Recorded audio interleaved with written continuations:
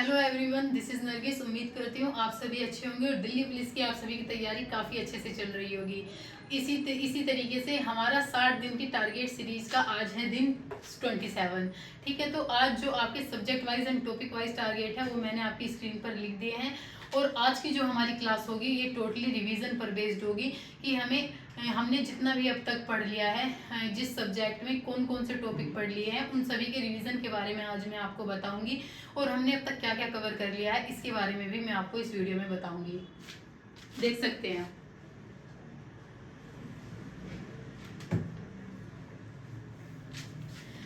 तो गाइज, अगर हम हिस्ट्री की बात करें, हिस्ट्री में आज हमारा रिवीजन है। अब आप सभी को पता है हमने प्राचीन भारत और मध्यकालीन भारत दोनों ही हमारे कंप्लीट हो चुके हैं। तो प्राचीन भारत में अब तक हमने जोन जोन से टॉपिक कंप्लीट कर लिए हैं, उन सभी का आप रिवीजन करेंगे। इसी तरीके से मध्यकालीन भारत का भी आज आप रिवीजन करेंगे।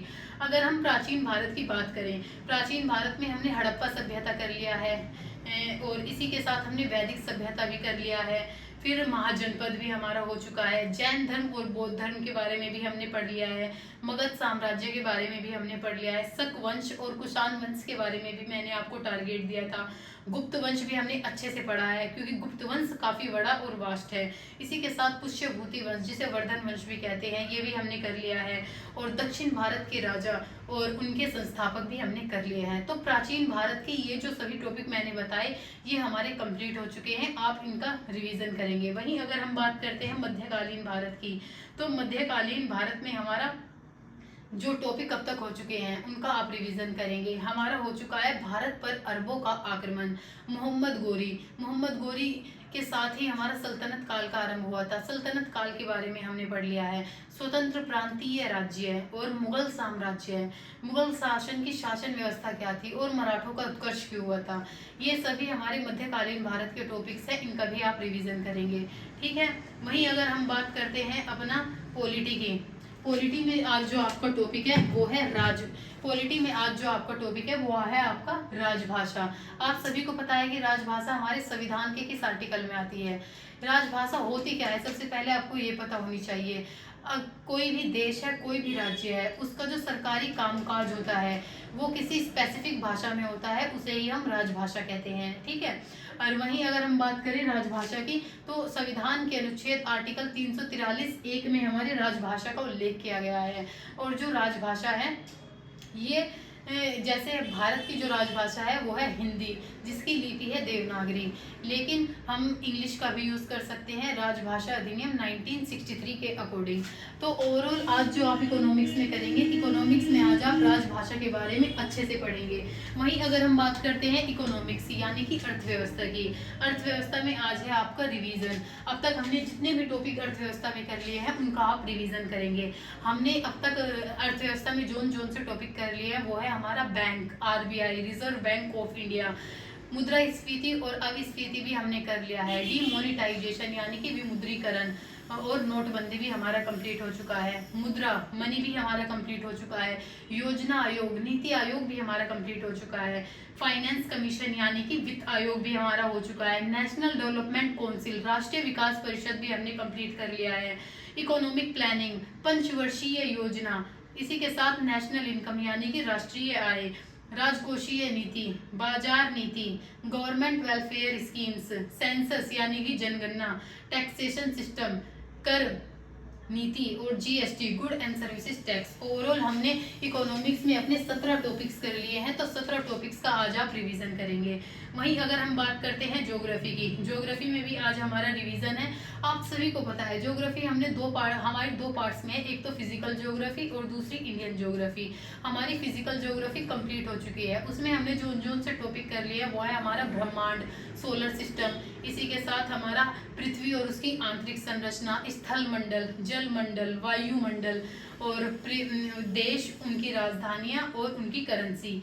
तो ये हमारी फिजिकल ज्योग्राफी के टॉपिक है जो हमने कंप्लीट कर लिए हैं। वहीं अगर हम बात करें इंडियन ज्योग्राफी की, इंडियन ज्योग्राफी में हमने अब तक जो कर लिया है वो है एक तो भारत की भौतिक संरचना, ठीक है, हिमालय और उसके दर्रे, पूर्वी पहाड़ियां और दक्षिण पहाड़ियां और उसके दर्रे, प्रायद्वीपीय भारत का पठार और तटीय मैदान, भारत की नदियां, उत्तर भारत की नदियां जैसे कि गंगा, ब्रह्मपुत्र, और दक्षिण भारत की नदियाँ गोदावरी, कावेरी, कृष्णा, महानदी, इसी तरीके से ये हमने झीलें भी कर लिया है, जलवायु भी कर ली है। और आपके लिए एक बेनिफिट ये है कि हमारा ज्योग्राफी और इकोनॉमिक्स दोनों में ही एक टॉपिक आता है जनगणना, जो आपके लिए इजी होता है, वो भी हमने कर लिया है। मानसून, चक्रवात, वृष्टि छाया प्रदेश भी हमने कर लिया है और वन भी हमने कर लिए हैं। वहीं अगर हम बात करें कंप्यूटर की, कंप्यूटर में भी आज हमें रिवीजन करना है। अब तक हमने कंप्यूटर में कौन कौन से टॉपिक कर लिए हैं? एक तो हमने कंप्यूटर में कर लिया है डेवलपमेंट ऑफ कंप्यूटर और कंप्यूटर की हिस्ट्री।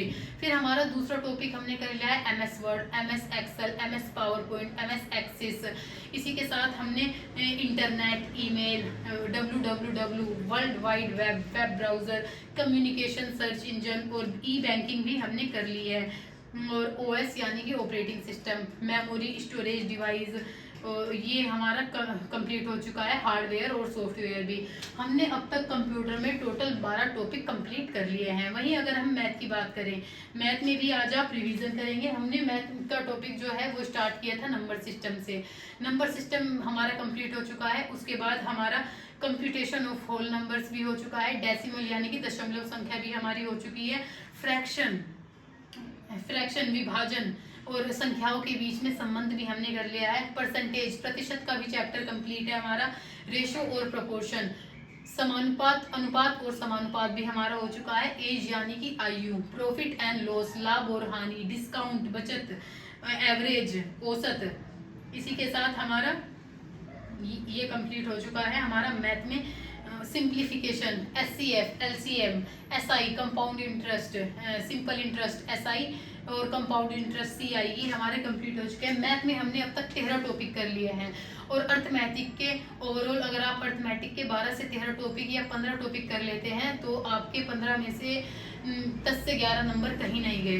वहीं अगर हम बात करें रीजनिंग की, रीजनिंग में भी हमारा रिवीजन है। अब तक हमने रीजनिंग में क्या कर लिया है, एक तो हमने अल्फाबेट टेस्ट भी कर लिया है, रैंकिंग टेस्ट भी हमारा हो चुका है, coding, decoding, clock and calendar, dice, direction, inequalities, syllogism, series, cube, cuboid, data sufficiency, analogy, counting figure, classification, missing number और वेन डायग्राम भी हमारा कंप्लीट हो चुका है।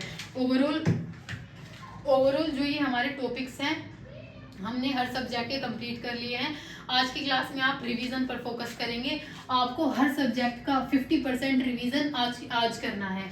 जैसे कि हिस्ट्री में आप 50% रिवीजन करेंगे, आप इकोनॉमिक्स में 50% रिवीजन करेंगे, ज्योग्राफी में 50% रिवीजन करेंगे, कंप्यूटर में भी 50, मैथ एंड रीजनिंग में भी आप 50% रिवीजन करेंगे। क्योंकि अगर आप एक ही दिन सारा रिवीजन करने के लिए चलेंगे तो नहीं हो पाएगा, आप कंफ्यूज हो जाएंगे। आप धीरे धीरे कर पीछे का भी याद करते चलेंगे और आगे का भी नया याद करते चलेंगे।